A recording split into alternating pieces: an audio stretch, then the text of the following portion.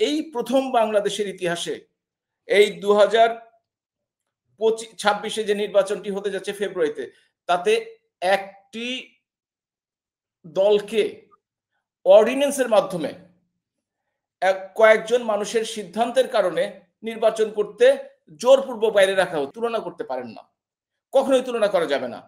বাংলাদেশ আওয়ামী লীগ তো মুখ ফুটে বলেনি যে তাদের রেজিস্ট্রেশন আছে, তাদের নির্বাচনে কোনো কার্যক্রমে বাধা নাই, আমরা নির্বাচনে অংশগ্রহণ করবো না, একবার বলেনি। কিন্তু বরঞ্চ তারা বলছে যে জোর করে 50% লোককে বাইরে রাখা হচ্ছে, এই নির্বাচন কখনোই গ্রহণযোগ্য হবে না। আমরা এমন একজন মানুষের ফলোয়ার, আদর্শিক রাজনীতি করি যিনি এই যে করাইল বস্তিতে আগুন লাগলো, এই দলের এই অবস্থা, নেতাকর্মীরা ভাত পায় না, চাল পায় না, কাপড় পায় না, থাকার জায়গা নাই, জেলে আছে, জামিন পায় না, পিসিতে টাকা নাই, চিকিৎসার জন্য পয়সা নাই, এইখানে মাইর খায়, ওইখানে মাইর খায়, একটু ট্রিটমেন্ট করবে, ওষুধ খাবে, সেই সুযোগটুকু নাই। এরপরও এই দলের যিনি অভিভাবক, যিনি নেত্রী শেখ হাসিনা, তিনি সেই গভীর রাতে ফোন দিয়ে বলতেছেন ছাত্রলীগের সবাইকে বলো যারা ঢাকায় আছে, যে যার সাধ্যমতো যদি সুযোগ থাকে এই করাইলে যে বস্তির মানুষগুলো অসহায় রাত পার করছে। মূলক অনুষ্ঠান যত কথা নবনীতা চৌধুরীর সাথে এই অনুষ্ঠানের আজকের পর্বে আমার অতিথি বাংলাদেশ আওয়ামী লীগের সাবেক সংসদ সদস্য ডাক্তার হাবিবে মিল্লাত এবং বাংলাদেশ ছাত্রলীগের সাধারণ সম্পাদক শেখ ওয়ালি ইনান। আপনাদের দুজনকেই স্বাগত জানাই। আওয়ামী লীগকে কিছুটা কি চুপচাপ মনে হচ্ছে কিনা 13 তারিখের লকডাউনের পরে এবং 16-17 তারিখের একটা শাটডাউনের পরে দেশে মিছিলের পরিমাণ কমে এসেছে কিনা সে প্রসঙ্গে ইনানের সঙ্গেও আলাপ করব। কিন্তু রাজপথে সক্রিয়তা কিছুটা কমে এসেছে, কিন্তু আন্তর্জাতিক মাঠে আপনাদেরকে ভীষণ সক্রিয় মনে হচ্ছে। মানে কমনওয়েলথ মহাসচিব রীতিমতো অনলাইন বৈঠক করে ফেললেন সজীব ওয়াজেদ জয় সহ আওয়ামী লীগ নেতৃবৃন্দের সঙ্গে ঢাকায় বসে, এবং জাতিসংঘ সহ নানা দিকে আপনাদের নানা রকম তৎপরতা চলছে, সেসবের খবর পাওয়া যাচ্ছে। আওয়ামী লীগ কি আন্তর্জাতিক মাঠটা গুছিয়ে আনতে একটু বেশি সক্রিয় হয়ে উঠেছে এই সময়? ধন্যবাদ আপনাকে, ধন্যবাদ ইনানকে এবং দর্শকদের শুভেচ্ছা। আপনি জানেন যে যে কোনো দেশের রাজনীতি আবর্তিত হয় যেমন দেশের জনসমর্থনের ভিত্তিতে, সাথে সাথে দেশের বাইরে আন্তর্জাতিক পরিমণ্ডলে বন্ধুত্বের সম্পর্কের কারণেই দেশের অর্থনৈতিক, বাণিজ্য, রাজনীতি সমস্ত কিছু আবর্তিত হয়। সেই হিসেবে আওয়ামী লীগ 76 বছরের দল হিসেবে রাজপথে যেমন সক্রিয় রয়েছে, এবং আপনি জানেন যে আমাদের কিন্তু 24 তারিখ থেকে 30 তারিখ পর্যন্ত, অর্থাৎ আজকে 27 তারিখ, 30 তারিখ পর্যন্ত আমাদের কিন্তু কন্টিনিউয়াস প্রোগ্রাম চলছে। হয়তো বা সেন্সর থাকার কারণে মিডিয়াতে তেমন আসছে না, কিন্তু বাংলাদেশে কিন্তু প্রোগ্রামগুলো হচ্ছে, প্রতিবাদ, বিক্ষোভ, প্রতিরোধ সমস্ত কিছুই হচ্ছে। অন্যদিকে আপনি যে ব্যাপারে প্রশ্নটি জিজ্ঞেস করে থাকে, ইউনাইটেড নেশনস কিংবা যদি আপনি কমনওয়েলথের কথা বলে থাকেন কিংবা বিভিন্ন হিউম্যানিটেরিয়ান অর্গানাইজেশনের কথা বলে থাকেন, আপনারা দেখবেন প্রাথমিকভাবে অর্থাৎ 2024-এর 5ই অগাস্টের পর বাংলাদেশ সম্বন্ধে তারা যেভাবে অসমর্থিত খবরের ভিত্তিতে, ফ্যাব্রিকেটেড নিউজের ভিত্তিতে যে বিবৃতিগুলো দিত, ভাষার কিন্তু পরিবর্তন হয়ে গেছে। এবং সাথে সাথে আপনি যদি খেয়াল করে দেখেন যে ডক্টর ইউনূস সম্বন্ধে তাদের যে একটা ধারণা ছিল, আমি বলবো পজিটিভ, বিশাল একটা ধারণা ছিল, সেটাতেও কিন্তু চির ধরেছে বা সেটাতেও কিন্তু বড় একটা ডেন্ট পড়েছে। আমি কয়েকটি উদাহরণ দিলে আপনি নিশ্চয়ই বুঝতে পারবেন। আপনি দেখুন, ডক্টর ইউনূস এ পর্যন্ত 14 বার দেশের বাইরে গেছেন। তার সাথে শুধুমাত্র মালয়েশিয়া ছাড়া কোনোটি সরকারি সফর ছিল না। যদিও কোনো কোনো রাষ্ট্রপ্রধান বা সরকার প্রধানের সাথে ছবি পত্রিকাতে এসছে, কিন্তু ওইগুলি আসলে ফটো সেশনের মধ্যেই সীমাবদ্ধ ছিল। বিশেষ করে ইউকের প্রাইম মিনিস্টার, ফ্রান্সের প্রাইম মিনিস্টার এবং ইটালির প্রাইম মিনিস্টার, স্পেসিফিক্যালি এই 3 জনের সাথে অ্যাপয়েন্টমেন্ট চেয়েও কিন্তু ডক্টর ইউনূস পাননি, এবং এমন কিছু আন্তর্জাতিক পরিমণ্ডলে দেখাতে পারেননি যার জন্য বাংলাদেশের তার যে ভারমুক্তি, বিশেষ করে মানবাধিকার লঙ্ঘন এবং দেশে একটা রাজনীতিবিদদের হত্যা থেকে শুরু করে, বন্দী করা থেকে শুরু করে, জেলে পাঠানো, বিচার বহির্ভূত হত্যাকাণ্ড সহ সমস্ত কিছু তার বিপক্ষে চলে গেছে। তিনি আন্তর্জাতিক, এমনকি IMF, আপনি যদি ইউনাইটেড নেশনস এর কথা বলে থাকেন তাহলে তারা কিন্তু সুস্পষ্টভাবে বিবৃতি দিয়েছেন, আপনারা যেটি খেয়াল করেছেন, যেটি বিশেষ করে ভলকার টুর্কের অফিস থেকেও কিন্তু ফেব্রুয়ারিতে যে বিবৃতিটি প্রকাশ করা হয়েছিল সেইটা অসঙ্গতি থাকার কারণে, তাদের নিজস্ব এডিটোরিয়াল পলিসি না মানার কারণে, 1400 মৃত্যু সংখ্যাকে মানে বাড়িয়ে 1400 দেখার কারণে তারা বিব্রত, এবং পরবর্তী তারা কিন্তু টোন ডাউন করেছে। এখন তারা বিভিন্নভাবে চেষ্টা করছে কিভাবে এটাকে মিনিমাইজ করা যায়। এবং বিশেষ করে 5ই অগাস্টের পট পরিবর্তনে যে এই United Nations human right commission, বিশেষ করে ভলকার টুর্কের সেনাপ্রধানকে ফোন কল কিংবা ইউএসএইডের অর্থায়ন, এগুলো তো বিরাট ভূমিকা রেখেছে, এটা তো আপনারা জানেন। কিন্তু সেই দিন কিন্তু পাল্টে গেছে। আপনি কমনওয়েলথের কথা বলছিলেন, তারা প্রথম কথাটি বলেছে inclusive, participatory and credible election তারা চেয়েছে। তার অর্থ হচ্ছে তারা অন্যায়ভাবে যে আওয়ামী লীগের কার্যক্রম নিষিদ্ধ করেছে এবং আওয়ামী লীগের নির্বাচন কমিশনের রেজিস্ট্রেশন স্থগিত রেখেছে, এটার ব্যাপারে তারা সরাসরি কথা বলেছেন। আপনি যদি হিউম্যান রাইটস ওয়াচ, সিভিকাস কিংবা Robert F Kennedy human rights foundation যেটি আছে, কিংবা আরো 4-5টি বিখ্যাত অর্গানাইজেশন যারা একত্রে বিবৃতি দিয়েছে যাতে প্রত্যেকটি নাগরিক তাদের ভোটাধিকার প্রয়োগ করতে পারে, প্রত্যেকটি দল যেন ভোটে অংশগ্রহণ করতে পারে, আওয়ামী লীগের নাম উল্লেখ করেছেন। ইন্টার পার্লামেন্ট ইউনিয়ন থেকে কিন্তু গত 23শে অক্টোবর আইপিইউ গভর্নিং বোর্ড কাউন্সিলের একটা মিটিং হয়েছিল। সেইখানে সুস্পষ্টভাবে বাংলাদেশের সরকারকে বিভিন্ন কারণে অভিযুক্ত করা হয়েছে এবং বলা হয়েছে যে বিশেষ করে যেহেতু তারা এমপিদের নিয়ে ডিল করেন, অনলি এমপিদের নিয়ে যেহেতু তারা এটা নিয়ে করেন, সেহেতু তাদেরকে দোষারোপ করা হয়েছে এভাবে যে বছরের পর বা মাসের পর মাস তাদেরকে জেলে রাখা হয়েছে, বিনা ওয়ারেন্টে গ্রেফতার করা হয়েছে, আদালতে হেনস্থা করা হয়েছে, তাদের জামিন দেওয়া হচ্ছে না, কিংবা জামিন পেলেও তাদের জেল গেট থেকে আটক রাখা হচ্ছে, কিংবা অন্য মামলায় তাদেরকে আবারও ঢুকিয়ে দেওয়া হচ্ছে, হেনস্থা করা হচ্ছে। এর বিরুদ্ধে একটা বিরাট বিবৃতিতে বলেছে এবং সুস্পষ্টভাবে আওয়ামী লীগের নাম উল্লেখ করে বলেছে আওয়ামী লীগকে নির্বাচনে অংশগ্রহণ করতে দেওয়া উচিত। এই আন্তর্জাতিক প্রেশারের কারণেই কিন্তু ডক্টর ইউনূস লন্ডনে সে সময় বলেছিলেন, আপনি নিশ্চয়ই জানেন, রয়টারের সাথে বলেছিলেন যে নির্বাচনে আওয়ামী লীগকে আসার তেমন কোনো বাধা নেই, এই কথাটি উল্লেখ করেছিলেন এবং বলেছিলেন যে সাময়িক বাধা। আবার ব্রিটিশ এনভায়রনমেন্ট মিনিস্টার যখন এসেছিলেন তখন কিন্তু বলেছেন না, যেহেতু রেজিস্ট্রেশন নেই। আসলে উনি নিজে বয়স হয়ে যাওয়ার কারণে এবং তার ব্যক্তিত্বের কারণেই যে সময় যে কথাটি বললে সুবিধাজনক হবে সেটাই তিনি বলে থাকেন, এবং এই জন্যই আন্তর্জাতিক পরিমণ্ডলে তার উপর যে আস্থাটি ছিল সেই আস্থাটি দিন দিন নষ্ট হচ্ছে।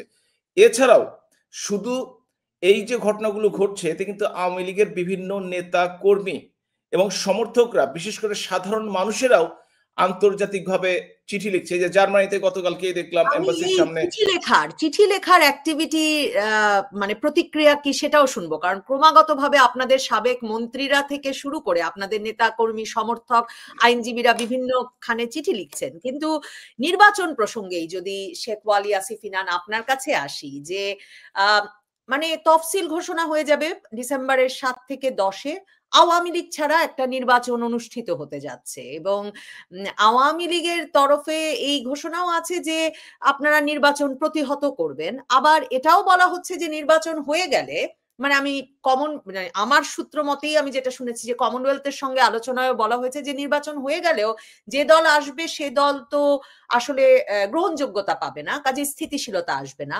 আপনাদের ভোটাররা গণবয়কট করবেন ভোট, এসব কথা শেখ হাসিনাও বলেছেন আন্তর্জাতিক সংবাদ মাধ্যমে।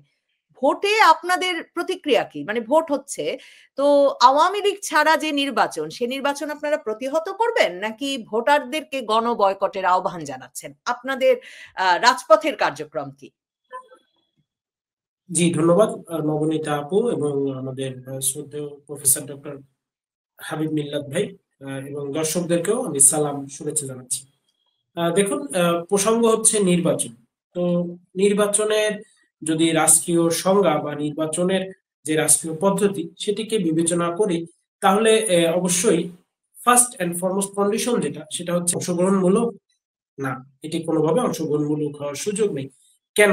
আমি একেবারে ইন্টারন্যাশনাল একটি গণমাধ্যমের বহুল প্রচলিত, বহু যশ খ্যাতি সম্পন্ন একটি গণমাধ্যমের উদ্ধৃতি দিয়েই প্রচারিত একটি সংবাদ মাধ্যম, বৈশ্বিক গণমাধ্যম, সেখানে একটি নিউজ তারা সরাসরি প্রকাশ করেছে যে বাংলাদেশের 50% কিংবা তারও অধিক মানুষ আওয়ামী লীগ এবং তার সমমনা রাজনৈতিক দলগুলোকে সমর্থন করে, তারা ভোটার এই দলগুলো, আওয়ামী লীগ সহ। তো এই যে দেশের অর্ধেক জনগোষ্ঠীকে মতামত প্রকাশের সুযোগ না দিয়ে তাদের ভোটাধিকারকে হরণ করে যে একটি নির্বাচন আয়োজনের প্রচেষ্টা, এটিকে কি কোনোভাবে অংশগ্রহণমূলক বলা যায়? No, no way. It will be totally non participate. আন্তর্জাতিক ভাবেই না, জাতীয় ভাবেও সারা দেশের মানুষের কাছে অগ্রহণযোগ্য হবে। নবনীতা আপু, আপনি যে কথাটি বললেন যে আমাদের ভোটাররা কি করবে, দেখুন আমাদের ভোটাররা বিষয় নয়। আমরা তো শুধু আওয়ামী লীগের নেতা কর্মী সমর্থক নিয়ে ভাবি এমন নয়। আওয়ামী লীগ, শেখ হাসিনা, বঙ্গবন্ধুর হাতে গড়া এই যে রাজনৈতিক প্ল্যাটফর্ম, আমরা সবসময় দেশের মানুষকে নিয়ে ভাবি। দেশের সকল মানুষকে নিয়ে আমাদের চিন্তা, চেতনা, ভাবনা, আমাদের সকল কার্যপদ্ধতি নির্ধারিত হয়।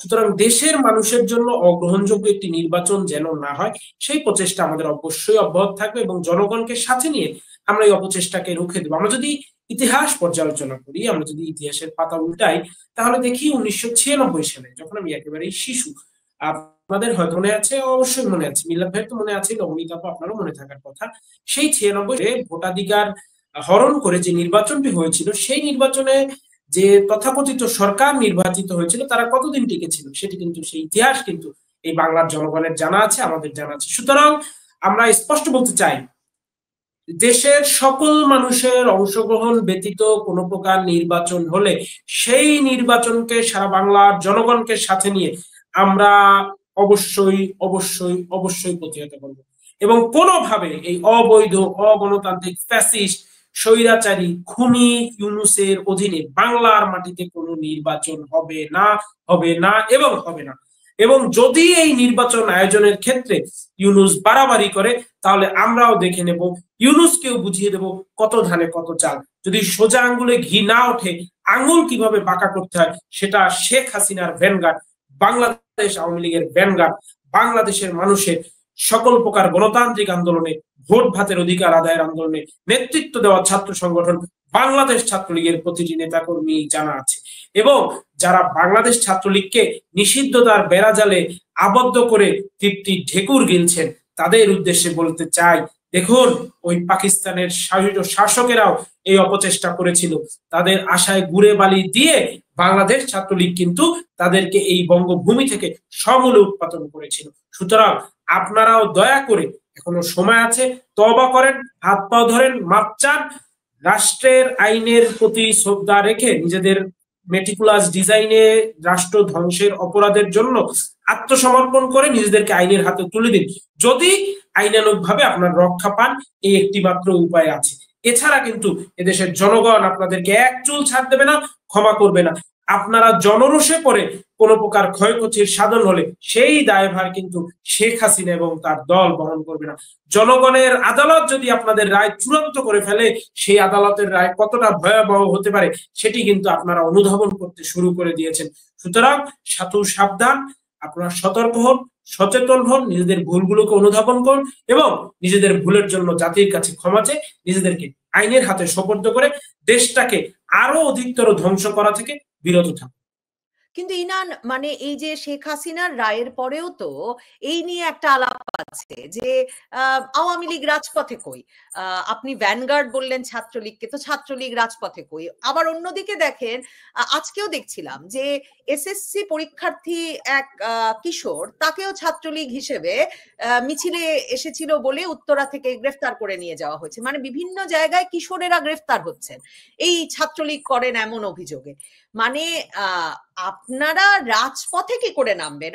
আর রায়ের সময় তো দেখলাম যে ছাত্র শিবির, জামায়াতে ইসলামী, সমমনা দলগুলো রীতিমতো প্রতিহত করবে বলে রাজপথে ছিলেন তারা সারা দেশে।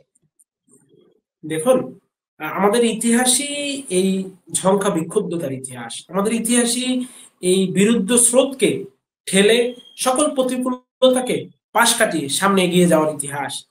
ছাত্রলীগের ইতিহাস যদি আপনি পর্যালোচনা করেন, সেই 1948 সালের 4 জানুয়ারি প্রতিষ্ঠার পর থেকে আজ অবধি কোনো একটি রাজনৈতিক সময় জাতীয় জীবনে কি খুব পুষ্পসজ্জায় যাপিত হয়েছে? না। ছাত্রলীগের নেতা কর্মীদের চলার পথ সবসময় কণ্টকাকীর্ণ ছিল।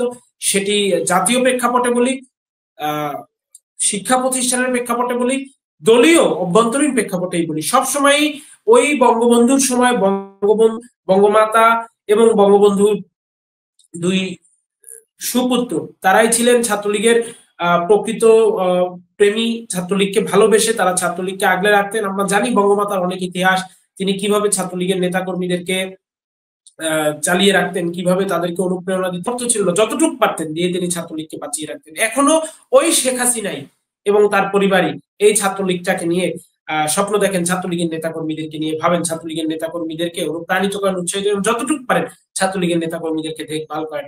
এবং এই যে আমাদের বিরুদ্ধে যত প্রকার প্রোপাগান্ডা, অপচেষ্টা, অন্যায়, অত্যাচার, জুলুম, আপনি বললেন যে 10ম শ্রেণীর শিক্ষার্থী, আপনি ইমনের কথা উল্লেখ করছিলেন, ইমনকে উত্তরা থেকে গ্রেপ্তার করা হয়েছে। অবশেষে ইমনের জামিন চাইতে চাইতে তার বাবার নাম তাহের ভাই, তাহের ভাই হচ্ছে আবার গাজীপুরে 29 নং ওয়ার্ড, গাজীপুর সিটিতে 29 নং ওয়ার্ড যুবলীগের একজন নেতা। তাহের ভাইও ছাত্রলীগ করতেন একসময়। তো তার ছেলে ইমন, সেই বেচারাকে কি অপরাধে আজকে আদালত জামিন দিল না, যে ইমন নাকি ছাত্রলীগ করে। তো 10ম শ্রেণীর একজন ছাত্রকে তার এসএসসি পরীক্ষা 1 মাস পর তাকে জামিন না দিয়ে আদালত বরং বলছে যে তাকে কারাগারে থেকেই পরীক্ষা দিতে হবে। যাই হোক, অন্তত আদালতের এতটুকু সুবুদ্ধি হয়েছে, সুমতি হয়েছে, সম্মান রেখেই বলতে চাই মাননীয় বিচারকের প্রতি যে অন্তত ছেলেটির শিক্ষা জীবনটাকে উনি নষ্ট হওয়ার হাত থেকে একটু হলেও বাঁচালেন। কিন্তু সম্মানিত বিচারপতি, আপনাকেও বলতে চাই, বিচারপতি তোমার বিচার করবে কারা, আজ জেগেছে সেই জনতা। এই গানটির মতো যদি বাস্তবতাই বাংলাদেশে হয়, যদি এই 10ম শ্রেণীর লক্ষ লক্ষ শিক্ষার্থী, এসএসসি পরীক্ষার্থী, লক্ষ কোটি শিক্ষার্থী, লক্ষ লক্ষ মানুষ, তাদের অভিভাবকরা রাস্তায় নেমে আসে যে ইমনকে পরীক্ষা দিতে হবে, জামিন দিতে হবে, তখন আপনারা পালাবেন কোথায়? পালাবার পথ কিন্তু খুঁজে পাবেন না। এই ইমনদের হাত ধরেই ওই যে আরেক স্কুল শিক্ষার্থী নিজন, সে বঙ্গবন্ধুর বাড়িতে ছুটে গিয়েছিল একটি ইট কুড়িয়ে নিতে। আসলে আবেগে এই বিষয়গুলো অত্যন্ত বেদনার, এই বিষয়গুলো অত্যন্ত মর্মস্পর্শী। আপনি একটু ফিল করুন, অনুভব করুন। আমি দর্শকদের, যারা এই অনুষ্ঠানটি যে যেখানে বসে দেশে প্রবাসে দেখছেন, আমি আপনাদেরকে অনুরোধ করবো, নিজনের হৃদয়ের যে মর্মস্পর্শী বেদনাটা, অনুভবটা, জাতির পিতার প্রতি তার যে আবেগটা, যে ফিলিংস, যে ইমোশন, এটাকে একটু ফিল করুন না ভাই। দেখেন, এই নিজনরা, এই ইমনরাই বাংলাদেশ, এরাই আমাদের ভবিষ্যৎ। আমাদের তথাকথিত একটা ধারণা এই ইউনুস এবং তার গংদের থেকে পাই যে কথায় কথায় তরুণরা ইউনুস সাহেব যে মুখটা ভেঙচিয়ে বলেন তরুণরা, এই যে ওর মুখ ভেঙচানো এই শব্দগুলো যে একেবারে বানোয়াট গল্প। তরুণরা আসলে ইউনুসের সাথে আর নেই। তরুণরা বুঝে গেছে যে ইউনুস একজন ভণ্ড, বাটপার, প্রতারক, চিটার, 420, কপট, বর্ণচোরা এবং দেশ ধ্বংসকারী, দেশ বিক্রিকারী, খুনি, ফ্যাসিস্ট, স্বৈরশাসক।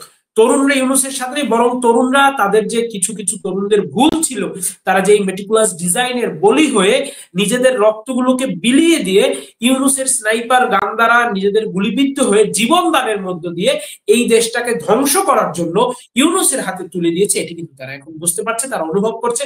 কোথাও তারা কথা বলতে পারছে, কোথাও পারছে না, চেষ্টা করছে তাদের মনের ভাবটা প্রকাশ করতে, কিন্তু এই ইউনুস শাহী এবং তার গন্ধে দুঃসহ শাসনের কারণে সেটা সুযোগ হচ্ছে না। তবে বলে দিতে চাই, তরুণদের মুখ, তরুণদের হৃদয়ের ভিতরে যে দাবানল জ্বলছে, সেটিকে কিন্তু ইউনুস সাহেব, আপনি আপনার বিএনপি, জামাত তথা এনসিপি বেশি দিন দাবিয়ে রাখতে পারবেন না।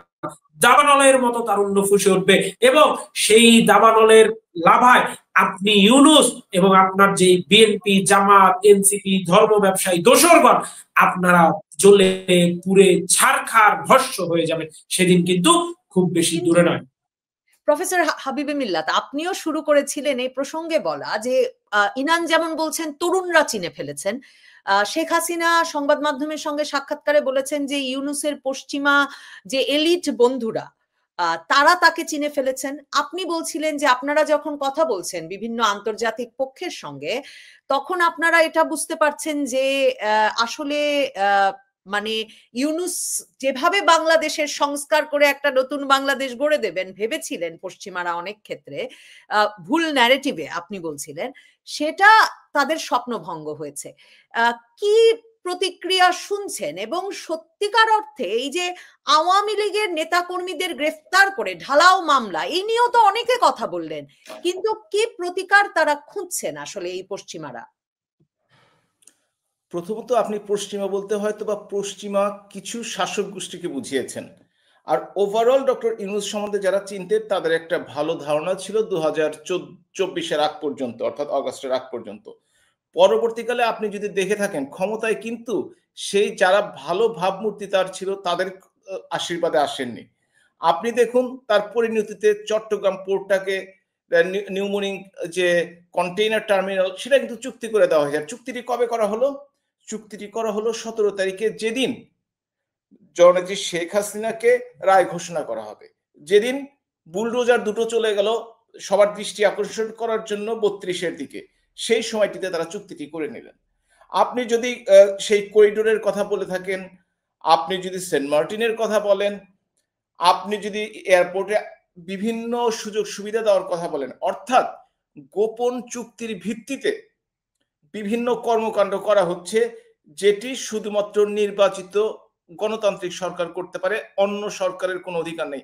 সবচেয়ে দুঃখজনক, বাংলাদেশ আওয়ামী লীগ ক্ষমতায় থাকা অবস্থায় বাংলাদেশ স্বল্পোন্নত দেশে নিম্ন আয়ের দেশ থেকে মধ্যম আয়ের দেশে যাওয়ার জন্য 2026 সনে যে 3টি ক্রাইটেরিয়া ফিল আপ করার কথা ছিল সেগুলো করে এসেছে। ডক্টর ইউনূসের পক্ষ থেকে, তার অন্তর্বর্তীকালীন সরকারের পক্ষ থেকে এটা পিছিয়ে নেওয়ার একটা ষড়যন্ত্র চলছে। দেশ যাতে কোনোভাবেই সামনের দিকে এগিয়ে না যায়, এই ব্যবস্থাটি এই অন্তর্বর্তীকালীন সরকার পুরোপুরি দেখার চেষ্টা করছে। আপনি কিন্তু আসলে তো এটা তো ইন্টারনেটের যুগ, এটা তো ডিজিটাল যুগ, এটা চাইলেই যে লুকিয়ে রাখা সম্ভব কখনোই সম্ভব নয়। যে সময়টিতে 24 সনের অগাস্ট মাসে সবাই যে পরিমাণ জনসমর্থনের কথা ধারণা করা হয়েছিল, সময়ের আবর্তে 15 মাস পরে এসে সেই জনসম্পৃক্ততা বা সমর্থন শূন্যের কোঠায় নেমে এসেছে, এবং সেজন্যই তারা নির্বাচন করছে, এবং নির্বাচন পাতানো খেলায় তারা অংশগ্রহণ করতে চাচ্ছে। বাংলাদেশের ইতিহাসে এখন পর্যন্ত বাংলাদেশ আওয়ামী লীগই একমাত্র দল স্বাধীনতা পরবর্তী 54 বছরের মধ্যে এবং এর আগেও বাংলাদেশের স্বাধীনতার পর যে দলগুলো ক্ষমতায় গেছে, বিএনপি বলেন, জাতীয় পার্টি বলেন, তারা কিন্তু প্রথমে বন্দুকের নলে ক্ষমতায় এসে পরবর্তীতে সেটাকে একটা গণতান্ত্রিক রূপ দেওয়ার চেষ্টা করেছে। বাংলাদেশ আওয়ামী লীগ কোনোদিন নির্বাচন ছাড়া ক্ষমতায় যায়নি, অতীতেও ভবিষ্যতেও কোনোদিন ক্ষমতায় যাবে না। বাংলাদেশ আওয়ামী লীগের সবচেয়ে খারাপ সময় বঙ্গবন্ধু হত্যাকাণ্ডের 4 বছর পর 79 সনে জিয়াউর রহমান যখন ক্ষমতায় ছিল, বঙ্গবন্ধুর হত্যাকারী, সেই তার অধীনেও তার সময় নির্বাচন করে কিন্তু বাংলাদেশ আওয়ামী লীগ 25% ভোট পেয়েছিল। আর 2008 সনে 48.4% ভোট পেয়ে আওয়ামী লীগ ক্ষমতায় আসে। সুতরাং, এবং আপনি রয়টার, একটু আগে ইনান বলল, রয়টারের জরিপটি আপনি দেখেছেন।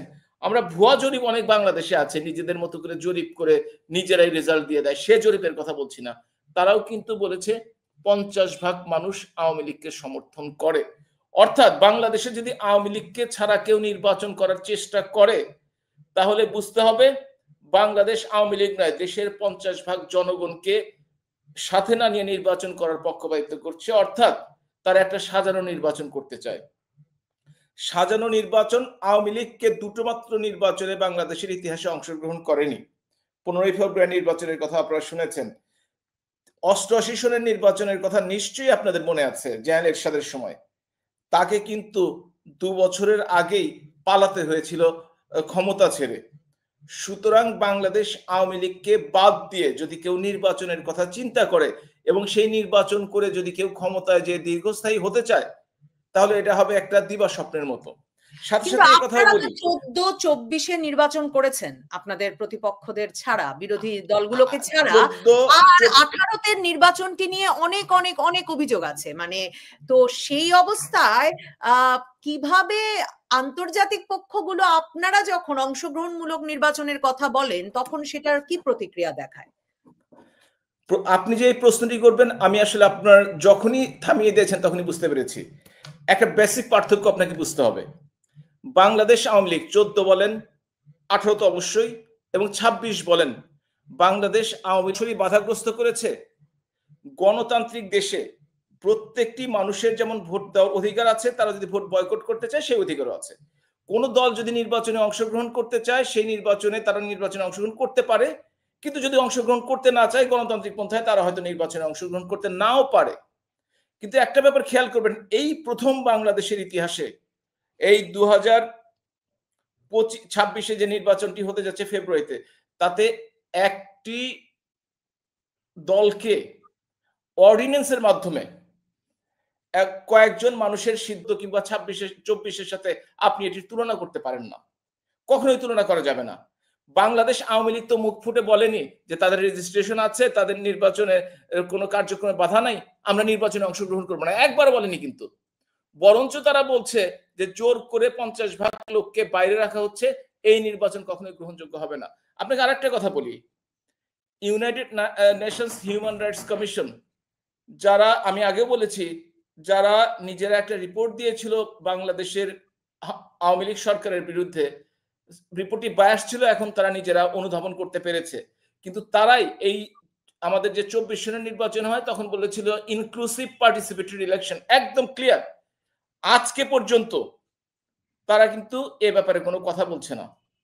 তাহলে বুঝতে হবে যে ওই লবিস্ট ফার্ম নিয়োগ করে কিংবা আন্তর্জাতিক পরিমণ্ডলে মানুষের মনোভাব পরিবর্তন করে তারা নিজেদের মতো করে অনেক সংস্থা কখনো কখনো বিবৃতি দিয়ে থাকে।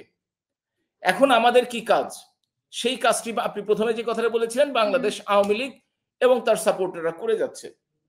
যে ঘটনাই ঘটছে না কেন, এই ডিজিটাল সুবিধা নিয়ে সারা পৃথিবীতে জানিয়ে দেওয়া হয়েছে, অনেকেই কাজ করছে। আমি একটা সংস্থার সাথে জড়িত আছি, global centre for Democratic governance. বাংলাদেশের যত মানুষকে মব লিঞ্চিং, 637 জনকে মারা হয়েছে অগস্ট পর্যন্ত, পূর্ণাঙ্গ ভেরিফাইড লিস্টটি পৌঁছে দেওয়া হয়েছে তাদের কাছে। বাংলাদেশের 213 জন, 3 মাস আগের কথা বলছি, রিপোর্টটি আপডেটেড হয়নি, 213 জন কমপক্ষে আওয়ামী লীগ নেতাকর্মীকে হত্যা করা হয়েছে। কমপক্ষে 68 জন মানুষকে এই সময়ের মধ্যে এক্সট্রা জুডিশিয়াল কিলিং করা হয়েছে। 31 জন থেকে 32 জন আওয়ামী লীগ নেতাকর্মীকে জেলের কাস্টডিতে হত্যা করা হয়েছে। বাংলাদেশে এই গত মে পর্যন্ত, তার পরবর্তীটি সরকার এখনো প্রকাশ করেনি, 3,59,000-এর বেশি মানুষকে অ্যারেস্ট করা হয়েছে, যার মধ্যে আওয়ামী লীগ এবং সহযোগী ছাত্রলীগ, স্বেচ্ছাসেবক লীগ, যুবলীগ সহ এই আওয়ামী লীগ সমর্থিত ব্যক্তিবর্গকে গ্রেফতার করা হয়েছে। এ পর্যন্ত বাংলাদেশ নয়, পৃথিবীর ইতিহাসে নাই এত অল্প সময়ে 124 জন এমপিকে গ্রেফতার করে বিনা বিচারে অথবা হেনস্থা করে, মানসিক টর্চার করে, তাদের মধ্যে এখন পর্যন্ত এই 10 মাসে আমাদের প্রায় 10 জন এমপি মারা গেছে এবং জেলে মারা গেছে 2 জন মানসিক অত্যাচারের জন্য। ভয়ে, আতঙ্কে, যে আতঙ্কের পরিস্থিতি সারা বাংলাদেশে তারা সৃষ্টি করে রেখেছে। বাংলাদেশের আইন শৃঙ্খলা পরিস্থিতি এই 54 বছরের ইতিহাসে এত তলানিতে কখনো যায়নি। বাংলাদেশের আইন ব্যবস্থা, বাংলাদেশের বিচার ব্যবস্থা এতটা নিচে কোনোদিন নামেনি। আপনি চিন্তা করে দেখতে পারেন, আসামি বা অভিযুক্তের পক্ষের আইনজীবী আদালতের কথা গোপনটি আপনি দেখেছেন, যেটি জননেত্রী শেখ হাসিনার ব্যাপারে হয়েছে, যে আপনি কেন হত্যাকাণ্ড, কেন আপনি মৃত্যুদণ্ডের বিরুদ্ধে কথা বলেন, কিংবা মৃত্যুদণ্ড হয়ে গেলে তিনি দুঃখে হেসে ফেলছেন, এটা পৃথিবীর কোথাও দেখতে পাবেন না। সুতরাং এই ধরনের কোর্টের বিচার, শুধু এটা না, এটা তো একটা আইসিটির কথা। আপনি হাইকোর্ট বলেন, সুপ্রিম কোর্টের বিচারপতি নিয়ে শাসানো হয়, যদি জামিন দিয়েছেন তবে আপনাকেও কিন্তু এর বিপদে পড়তে হবে, কিংবা আইনজীবীকে বলা হয় আপনি যদি এই ব্যাপারে আর্গু করেন আপনাকে কিন্তু কেসে ফাঁসিয়ে দেওয়া হবে। কিন্তু আইন সচিব রাজপথে নেমে, মানে রাজপথেও তো আন্দোলনের প্রয়োজন আছে। এবং প্রফেসর মিল্লাত, আপনাকেও যদি প্রশ্ন করি যে মানে সেদিক থেকে আওয়ামী লীগ বিশেষভাবে এখন যখন সব রাজনৈতিক দলগুলো তাদের এলাকায় এলাকায় সক্রিয় নির্বাচনকে সামনে রেখে, তখন আওয়ামী লীগের জন্য মাঠে নামাটা আরো বড় চ্যালেঞ্জ হয়ে যাচ্ছে কিনা, এবং সত্যিকার অর্থে আওয়ামী লীগকে সেদিক থেকে আসলে এখন পিছিয়ে আসতে হবে কিনা। আওয়ামী লীগকে আপনি দেখেন 64 বছর, 76 বছরের আওয়ামী লীগের ইতিহাসে 50 বছরের বেশি বিরোধী দলে। সুতরাং বিরোধী দলের রাজনীতির সাথে আওয়ামী লীগ যেমন ভাবে পরিচিত, তেমনি সরকারি 25 বছরের মতো সময়টিতে সরকারি দলে ছিল। সুতরাং দুটো আওয়ামী লীগ খুব ভালো বোঝে কোন সময় আওয়ামী লীগকে আন্দোলনের গতিটা স্তীমিত করতে হবে, কোন সময় সেটা উচ্চ পর্যায়ে নিতে হবে, সেটা আওয়ামী লীগ খুব ভালো করেই জানে। কিন্তু বাংলাদেশের ইতিহাসে এই বছর গত 15টি মাস যেভাবে অত্যাচার অনাচার করা হয়েছে, রাষ্ট্রীয় যন্ত্রকে ব্যবহার করে যেভাবে আওয়ামী লীগ নেতাকর্মীদের অতিষ্ঠ করা হয়েছে, চাঁদাবাজি, হত্যা, বাড়িঘর পুড়িয়ে দেওয়া, আপনি বলুন বাংলাদেশের ইতিহাসে কোনোদিন দেখেছেন কিনা? মানুষের মধ্যে এই অনির্বাচিত সরকার একটি আতঙ্কের পরিস্থিতি সৃষ্টি করেছে, যেটি নিয়ে দেশকে ধ্বংসের দ্বার প্রান্তে পৌঁছে দিয়েছে। এ থেকে মুক্তি পেতে হলে অবশ্যই সকল দলের অংশগ্রহণে একটি নিরপেক্ষ এবং ক্রেডিবল কেয়ারটেকার গভর্নমেন্টের অধীনে একটি নির্বাচন হওয়া দরকার, যাতে বাংলাদেশের জনগণ তাদের ভাগ্য তারা নির্ধারণ করতে পারে। কাউকে চাপিয়ে দিয়ে বা জোর করে নির্বাচন থেকে বাইরে রাখা যাবে না, এটা কখনোই হতে পারে না। সেই নির্বাচন যেমন আন্তর্জাতিক পরিমণ্ডলে গ্রহণযোগ্য হবে না, সেই নির্বাচন তেমনি ভাবে বাংলাদেশের মানুষও মেনে নেবে না। বাংলাদেশের মানুষ হয়তো কখনো চুপ থাকে। ওই যে জোয়ার ভাটা, আমাদের দেশের কথা আপনি জানেন, যদি জোয়ার এসে যায় তখন খড়কুটোর মতো এই অন্তর্বর্তীকালীন সরকারও ভেসে যাবে। কিন্তু আমার দুঃখ একটি, যে এই বেচারাকে হয়তো খুব তাড়াতাড়ি চলে যেতে হবে। তাকে কতটুকু সাফার করতে পারলো, সে তার বিজনেস সাম্রাজ্য বাড়িয়ে ফেললো, তার সম্পদ বাড়িয়ে ফেললো, কিন্তু সে এখন যাওয়ার পথ দেখার চেষ্টা করছে। কিন্তু মনে রাখবেন, সারা বাংলাদেশ আওয়ামী লীগ এবং সহযোগী সংগঠন বড় সংগঠন হওয়ার কারণে শুধু বাংলাদেশে নয়, সারা পৃথিবীতেই এর শাখা প্রশাখা বিস্তৃতি আছে। এবং কেউ কোথাও যে আমাদের অশান্তিতে রেখে কেউ কোথাও শান্তিতে থাকবে, সেটা যদি কেউ আশা করে থাকে, ভুল করে থাকবেন। এটা কিন্তু অন্তর্বর্তীকালীন সরকার আওয়ামী লীগ না, কিংবা ওই এনসিপির মতো পার্টি আওয়ামী লীগ না। তাদের শাখা প্রশাখা কিন্তু সর্বত্র বিস্তৃত। আমরা তো বা হয়তো বা সীমানা পেরিয়ে অন্য কোনো দেশে যাওয়ার সুযোগ আমাদের সৃষ্টি হয়েছে। তারা কোথায় যাবে সেটা তাদেরকে সিদ্ধান্ত নিতে হবে। এবং তারা যদি সিদ্ধান্ত না নিতে ভুল করে, তাহলে ইতিহাস তাদেরকে পুনরায় স্মরণ করিয়ে দিতে হবে যে এই ধরনের অগণতান্ত্রিক অবৈধ সরকার এর পরিণতি কখনোই পৃথিবীর ইতিহাসে ভালো হয়নি। আমি আরেকটা কথা বলবো আপনাকে, শেষ করবো। আপনি দেখেন, ইরানে শাহ পাহলভি সেই 4 দশক আগে দেশ ছেড়ে চলে গেছে।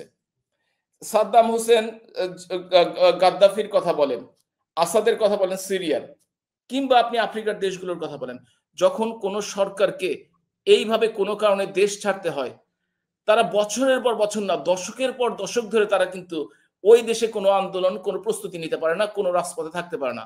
অথচ আওয়ামী লীগ 5 তারিখ পট পরিবর্তনের পরে 15ই আগস্ট জাতির পিতা 10 দিনের মাথায় জাতির পিতা বঙ্গবন্ধু শেখ মুজিবুর রহমানের সমাধিতে কিন্তু ফুল দিতে গেছে, এবং তারপর থেকে কিন্তু মিছিল শুরু হয়ে গেছে। এটা কিন্তু দেখেন নাই। সুতরাং আওয়ামী লীগ ফিরে আসবে, এই নিয়ে দুশ্চিন্তা করার কিছু নাই। এবং যত দ্রুত আসে এবং যত দ্রুত সকলের সাথে সম্পৃক্ত হয়ে থাকতে পারে, তাতে জনগণের জন্য যেমন লাভ, দেশের জন্য উন্নয়ন হবে। এবং অন্তর্বর্তীকালীন যত দ্রুত এটি বুঝতে পারবে, এটা তাদের জন্যই বেশি লাভজনক হবে বলে আমি মনে করি। ইনান, আপনার কাছে আসি যে মানে এই যে জনগণকে সম্পৃক্ত করা, মাঠে সেই কাজটায় আওয়ামী লীগ সফল হচ্ছে কিনা বা আওয়ামী লীগ সেই কাজটা করতে পারছে কিনা, এবং জেল, গ্রেফতার এসবের কারণে আসলে এখন আপনারা একরকমের কোণঠাসা বোধ করছেন কিনা? মানে আপনাদের নেতা কর্মীদের বিরাট অংশ তো জেলে। ধন্যবাদ। আমি আপনার এই বিষয়টিকে যদি বিশ্লেষণ করি, তাহলে বলতে হয় নেতাকর্মীরা জেলে, এটি অস্বীকার করার সুযোগ নেই। অসংখ্য নেতা আত্মগোপনে থাকতে হচ্ছে, অনেককে মেরে ফেলা হয়েছে, অনেককে গুম করা হয়েছে। এই যে মিল্লাত ভাই বললেন যে আমাদের 31-32 জন নেতাকর্মী, এটি গত সপ্তাহ পর্যন্ত হিসাব, যে কারাগারের মধ্যেই তাদেরকে টেকনিক্যালি হত্যা করা হয়েছে, ডেফিনেটলি সে মার্ডার। তো এই সংখ্যা এই এক সপ্তাহে আরো 3 জন বাড়ছে। এই যে গতকালকে রাতেও আমার টাঙ্গাইল সে মৃত্যুবরণ করে, এগুলো কিন্তু আসলে স্বাভাবিক নয়। এই যে আপনি দেখেন, আমার কুমিল্লা দক্ষিণ জেলার লাকসাম উপজেলার সেক্রেটারি ছেলেটিকে ঢাকায় একটি বাসায় তার লাশ পাওয়া গেল। কিভাবে? জানালার গ্রিলের সাথে তার গলায় ফাঁস দেয়া, হাঁটুটা তার ফ্লোরে লেগে আছে, বলা হচ্ছে সে নাকি আত্মহত্যা করেছে। আরে ভাই, আত্মহত্যা করলে তো ফ্যানের সাথে ঝুলাই করে, হাঁটু মাটি ছুঁই ছুঁই, তাহলে আত্মহত্যাটা কিভাবে হয়? তো এই যে হত্যাকাণ্ডের নাটকগুলো খুব দুর্বল স্ক্রিপ্ট দিয়ে ইউনূস সাহেব এবং তার গংরা সাজাচ্ছে, এগুলো তো আমাদেরকে ব্যথিত করছে, আমাদের শক্তিকে ভেঙে দিচ্ছে, এটি অস্বীকার করার সুযোগ নেই। কিন্তু ওরা ভুলে গেছে যে আওয়ামী লীগ, ছাত্রলীগ এবং বঙ্গবন্ধুর আদর্শ যে আসলে পারমাণবিক শক্তির মতো, যেকে যত আঘাত করবেন তত বেশি, যে হীরের টুকরোর মতো এই সংগঠন এবং এই আদর্শ, যেকে যত আঘাত করবেন তত বেশি আলোকিত হবে, দ্যুতি ছড়াবে। এটি আসলে ইউনূস এবং তার গং ভুলে গিয়েছেন। আর রাজপথে জনগণকে সম্পৃক্ত করার যে বিষয়টি বলছেন, দেখুন, জনগণ, জনমত আমাদের সাথে রয়েছে। বিশ্বের যে বড় বড় গণমাধ্যমগুলো আজকে বলছে যে বাংলাদেশে জনসমর্থনের দিক দিয়ে Sheikh Hasina is the number 1 at this moment. তো এটি কি তারা আমাদের কোনো উপঢৌকনে বলছে? আমরা কি কোনো লবিস্ট ফার্ম নিয়োগ করেছি?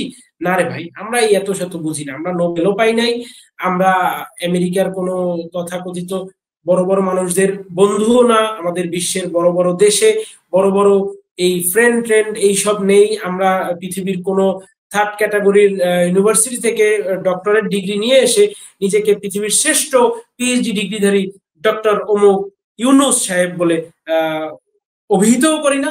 আমরা একেবারেই সাধারণ খেটে খাওয়া দিনমজুর বাংলাদেশের স্বকীয়তাকে, সংস্কৃতিকে, জাতীয়তাবাদকে যারা ধারণ করে সেই শিক্ষিত, অশিক্ষিত, অর্ধশিক্ষিত মানুষদের নিয়ে সবার সমন্বয় গড়া একটি দল আওয়ামী লীগকে নিয়ে এগিয়ে চলছি এবং এই এগিয়ে চলা অব্যাহত থাকবে। রাজপথ, গলিপথ, মেঠোপথ সর্বত্রই জয় বাংলার স্লোগানে উদ্ভাসিত হবে। মিল্লাত ভাইকে আপনি যে প্রশ্নটি করেছেন সেই প্রশ্নটির সাথে একটু প্রাসঙ্গিকতা রেখেই বলতে চাই যে আমাদের যে প্রতিবাদ, প্রতিরোধ এবং বিক্ষোভ কর্মসূচি 30শে নভেম্বর পর্যন্ত সেটি যে চলছে, এই চলায় কিন্তু দেশের প্রত্যন্ত এলাকায় কোথায় একটা ইউনিয়নে কিছু লোকজন মিলে মিছিল করছে। দেখেন, একটা ইউনিয়নের একটা ওয়ার্ড পর্যায়ের নেতা আজকে শান্তিতে ঘরে থাকতে পারছেন না, বাড়িতে থাকতে পারছেন না, তাদের নামেও 5টা 7টা 10টা 20টা 50টা 100টা পর্যন্ত মিথ্যা মামলা, তাও আবার কি মিথ্যা হত্যা মামলা। এরপরেও যে আমাদের নেতাকর্মীরা বিভিন্ন জায়গায় জেগে উঠছে, গর্জে উঠছে, আওয়াজ দিচ্ছে, স্লোগান দিচ্ছে, প্রকম্পিত করছে, সেটা মেঠোপথ হোক, গলিপথ হোক, রাজপথ হোক, এটি আসলেই আওয়ামী লীগ বলেই সম্ভব, বঙ্গবন্ধুর হাতে গড়া দল বলেই সম্ভব, শেখ হাসিনার নেতৃত্বে অবিচল আস্থা রয়েছে বলেই সম্ভব। আর শেখ হাসিনা একটা সুযোগ দিচ্ছেন অন্য দলের নেতারা, আওয়ামী লীগ সহ আওয়ামী লীগের অঙ্গ সংগঠনের নেতা কর্মীদের, বিএনপি জামায়াতের নেতারা সকলেই বিভিন্ন জায়গায় গিয়ে বলছেন যে আওয়ামী লীগের নেতা কর্মী সমর্থকেরা যারা কোনো অপরাধের সঙ্গে জড়িত ছিলেন না তারা যাতে তাদের সঙ্গে চলে আসেন। এবং সংবাদ মাধ্যমগুলোতে নিশ্চয়ই দেখছেন নিয়মিত এই বিশ্লেষণ ছাপা হচ্ছে যে আওয়ামী লীগের ভোট কার কাছে যাবে। তো দল ভাঙারও তো একটা সুযোগ, এবং দলের যারা এখন মামলা হামলায় জর্জরিত তাদের জন্য নিরাপদে যাবারও একটা সুযোগ নিশ্চয়ই নির্বাচন দেবে। আপু দেখেন, এই আওয়ামী লীগ 1949 সালের 23শে জুন যাত্রা শুরু করে। এই আওয়ামী লীগের চলার পথে পথে বাঁকে বাঁকে বহু লোক, বহু মত, বহু মন, বহু মানুষ এই দলকে ভেঙে চলে গিয়েছে। তারা আজকে কোথায়? কত বড় বড় ব্যক্তি, বোদ্ধা, জ্ঞানী, গুণী, অমুক তমুক, power house, battle house, king maker, king breaker, leader maker, কত টাইটেল, কত মানুষের, এগুলো আমরা কিন্তু আসলে আমাদের এই জেনারেশন এসে তো আমরা মূলত পেয়েছি 2006-7 সাল থেকে আমরা দেখেছি। যেমন আমার ছাত্র রাজনীতি 2006 সালে স্কুলে পড়াকালীন আমি প্রথম মিছিল মিটিং এ যাই, আমার সেই থেকে মনে আছে। তো এই অবস্থায় আমার ছোটবেলা আমি কি দেখেছি, 111-এ কি একটা সংস্কার কি কি হইলো না, এই যে -2 মাইনাস শেখ হাসিনা, অমুক তমুক, এই বঙ্গবন্ধু পরিবার আর থাকবে না, শেখ পরিবার আর থাকবে না। আপনাদের তো স্পষ্টই মনে আছে, আমারও ছোট থাকলেও কিছুটা মনে আছে, যেহেতু রাজনৈতিক পরিবারে জন্ম, রাজনৈতিক সচেতনতা ছিল। তা কই সেই সংস্কার, সেই মাইনাস ফর্মুলা, অমুক তমুক, সব দিন শেষে দেখা গেল কি ঘোড়ার ডিম, মৎস্য ডিম। তো আওয়ামী লীগের ইতিহাস যদি আপনি পর্যালোচনা করেন, 15ই আগস্ট বঙ্গবন্ধুকে হত্যা করা হলো, বঙ্গমাতা নেই, বঙ্গবন্ধুর 2 যুবক পুত্র নেই, বঙ্গবন্ধুর শিশু পুত্র শেখ রাসেলও নেই, বঙ্গবন্ধুর আত্মীয় স্বজন যারা নেতৃত্ব দেওয়ার মত ছিল অধিকাংশকে হত্যা করা হলো, বাকিরা জীবন বাঁচানোর জন্য পরবর্তী সময় দলকে গড়ে তোলার জন্য আত্মগোপনে রইল। সেই অবস্থায় দল ভেঙেছে না, 3 ভাগ 4 ভাগ করা হয়েছে, আওয়ামী লীগ অমুক গ্রুপ, আওয়ামী লীগ তমুক গ্রুপ, আওয়ামী লীগ পাকশাল, এই বিভিন্ন নাম দিয়ে আওয়ামী লীগকে বিভক্ত করা হয়েছে না। দিন শেষে কি হয়েছে? দিন শেষে শেখ হাসিনার নেতৃত্বে ঐক্যবদ্ধ আওয়ামী লীগ, শেখ হাসিনার নেতৃত্বে জাতির পিতার আওয়ামী লীগ, শেখ হাসিনার নেতৃত্বে 71-এর আওয়ামী লীগ, শেখ হাসিনার নেতৃত্বে 52-র আওয়ামী লীগ টিকে রইল। বাকি সব এবার তো হাওয়ায় মিলিয়ে গেল। বিপদটা খুব ঘোরতর। প্রফেসর মিল্লাত, আপনারা তো নিশ্চয়ই গভীরভাবে নজর রাখছেন যে দণ্ডের দিক থেকেও মৃত্যুদণ্ড তো পেয়েছেন আপনাদের সভানেত্রী শেখ হাসিনা বটেই। এখন যে দুর্নীতির মামলা, সেই দুর্নীতির মামলায় আসলে পুরো শেখ পরিবারেরই শাস্তি হয়ে যাচ্ছে। এরই মধ্যে সজীব ওয়াজেদ জয়, সায়মা ওয়াজেদ পুতুল, শেখ হাসিনার দণ্ড হয়েছে, শেখ রেহানা তার পুত্রকন্যারাও আছেন অন্যান্য মামলায়। তো এই অবস্থায় শেখ পরিবারের যদি বাংলাদেশে ফিরতে হয় রাজনৈতিক কর্মকাণ্ডে, তার মানে তো রাজনৈতিক বিজয়ের মাধ্যমে ফিরতে হবে। তো পরিস্থিতিটা তো খুব ঘোরতর হয়ে উঠেছে। আসলেই সঠিক নয়।